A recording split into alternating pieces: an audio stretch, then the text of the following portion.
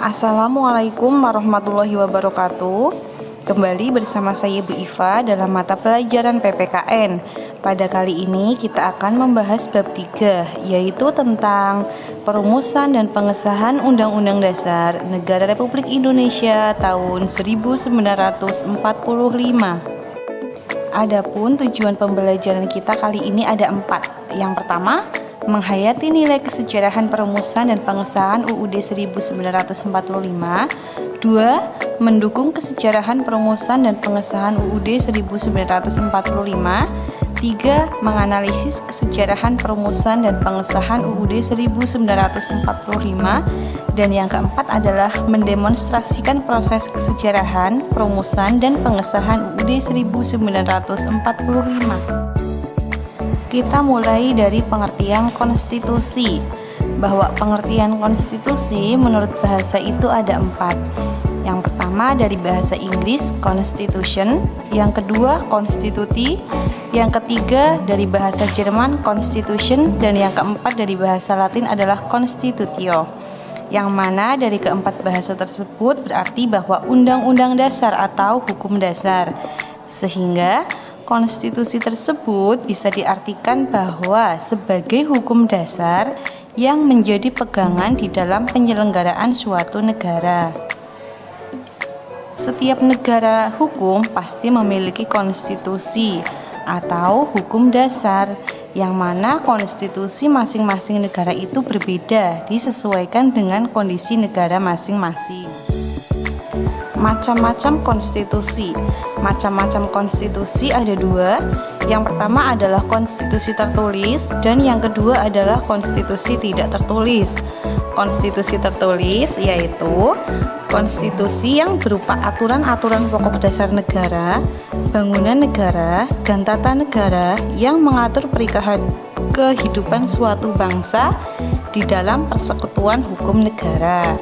Contohnya bisa berupa undang-undang dasar. Sedangkan konstitusi yang tidak tertulis itu biasa disebut dengan konvensi atau kebiasaan ketatanegaraan yang sering timbul di dalam sebuah negara. Konvensi ini contohnya adalah pidato presiden yang dilaksanakan setiap tanggal 16 Agustus. Negara Indonesia telah menganut paham konstitualisme, artinya negara yang berdasarkan pada konstitusi. Hal ini telah ditegaskan di dalam pasal 1 ayat 2 Undang-Undang Dasar Negara Republik Indonesia tahun 1945 yang berbunyi bahwa kedaulatan berada di tangan rakyat dan dilaksanakan menurut Undang-Undang Dasar. Ketika kemerdekaan Indonesia diproklamasikan, bangsa kita belum memiliki undang-undang dasar. Nah, undang-undang dasar kita baru ada sehari setelah Indonesia merdeka, tepatnya yaitu pada tanggal 18 Agustus 1945. Seperti kita ketahui di dalam bab 1 bahwa undang-undang dasar kita telah dirumuskan oleh BPUPKI, tepatnya pada sidang yang kedua, yaitu tanggal 10 sampai 17 Juli tahun 1945.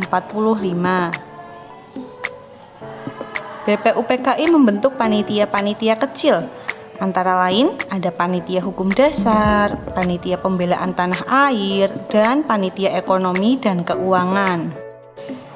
Di dalam sidang BPUPKI yang kedua ada beberapa hal yang dibahas, yaitu mulai dari tanggal 13 Juli 1945. Ada 4 hal yang dibahas, diantaranya adalah lambang negara, negara kesatuan, sebutan MPR, dan membentuk panitia penghalus bahasa. Yang kedua, tanggal 14 Juli 1945, yang mana telah membicarakan tentang pernyataan kemerdekaan Indonesia. Yang ketiga, tanggal 15 Juli 1945 membahas tentang rancangan Undang-Undang Dasar, dan pada tanggal 16 Juli 1945 naskah Undang-Undang Dasar akhirnya telah diterima secara bulat. Kita masuk subbab yang kedua, yaitu tentang pengesahan Undang-Undang Dasar 1945. Pada tanggal 7 Agustus 1945, BPUPKI telah dibubarkan dan dibentuklah PPKI atau Panitia Persiapan Kemerdekaan Indonesia yang telah diketuai oleh Insinyur Soekarno. Ada dua tugas dari PPKI. Yang pertama adalah meresmikan pembukaan dan batang tubuh UUD 1945, dan yang kedua adalah melanjutkan hasil kerja BPUPKI. PPKI telah melaksanakan sidang, yaitu pada tanggal 18 Agustus 1945.